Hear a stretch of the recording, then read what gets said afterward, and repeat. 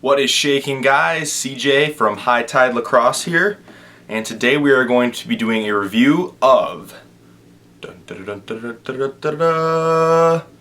Tribe 7 Savage 7. This is the defensive-minded head from Tribe 7 Lacrosse. If you have not checked out Tribe 7 yet, you should.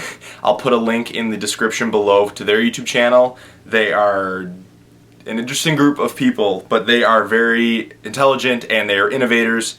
They are basically out to innovate the game, make things crazy different than the norm, and they do it all at a very, very affordable price, which, as you guys know, is very important to me. So this is the Savage 7.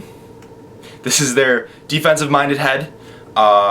It is not one of their newer heads. I know Tribe 7 it has become like super popular recently because of the Beast 7 that just came out, and it's super popular. It's great.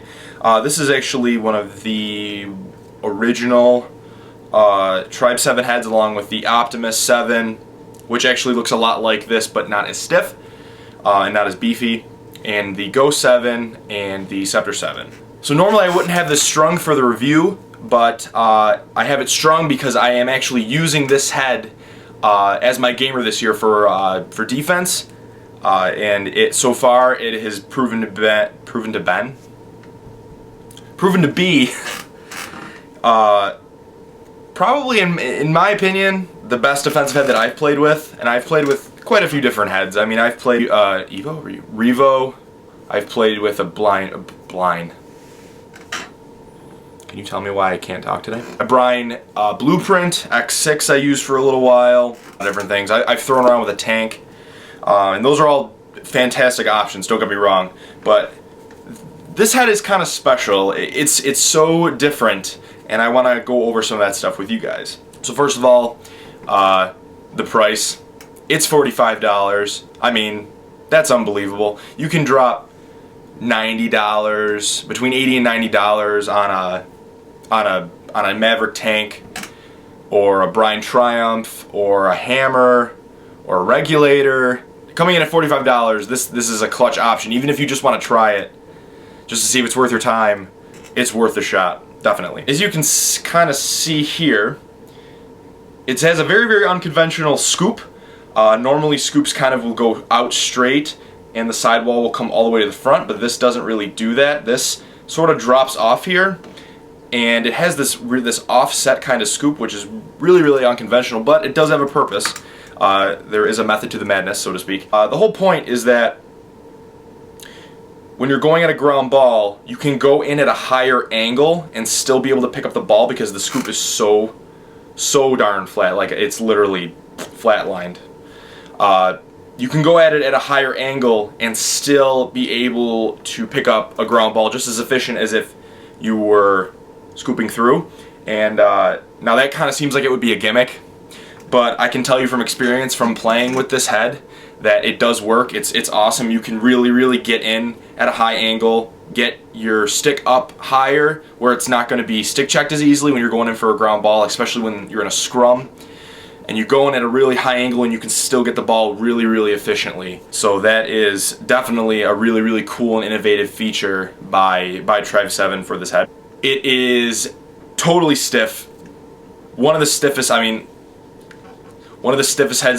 that I've ever used or come across. It is definitely up there it's definitely 2 or 3 on the list for me. Right up there with the Triumph and the hammer. It's stiff. It's gonna hold up. It's not gonna warp on you. It is real stiff.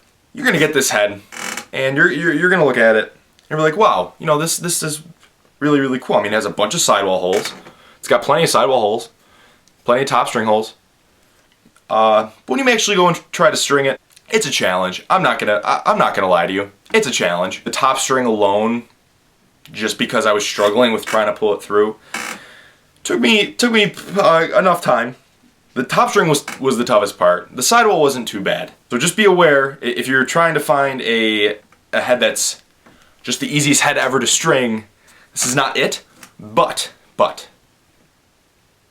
it is worth it because I absolutely love this head. You are gonna have to get creative with the stringing because obviously if you've seen any of Tribe 7's string jobs, they're made for their pockets, which are off the wall crazy. But it is totally possible to do a normal string job. It's just a little bit tougher. So how I have this strung for me is I have a relatively defined mid pocket with a good channel for a relatively wide defensive head. You know, strung up with moon mesh, of course. It just adds that little extra hold and durability and weatherproof. Feel is fantastic on this head. I have a gray shooter going across on the third 10 diamond row and a braided purple and white nylon going across the second 10 diamond row. That's just going to give you a really nice smooth release with a nice snap, excellent hold, and of course I got to go purple and white for my school, naturally. That is my review of the Tribe 7 Savage 7 head by Tribe 7. I just said that twice, but I don't care. For the price, you really can't beat it. Even if you're just considering giving it a shot just to see if you like it or not, it's worth it. $45 is such a good price. It feels great, looks great, gonna hold up great. It's just it's a great head from everything that I've tested it with. Thanks guys for watching. Subscribe if you haven't for more content, videos, reviews, commercials, everything we're gonna do. Go follow us on Instagram. That's where we do all of our posts, giveaways, everything we do there. And Facebook and Twitter down below. If you want to go buy moon mesh, there is a link below to our website, which will take you to the place where you can buy moon mesh and join the tide. You guys are great. We can't do what we do without you guys, so thank you very much. And have a killer day, guys. Dun dun dun dun dun dun dun dun dun dun dun dun dun dun dun dun.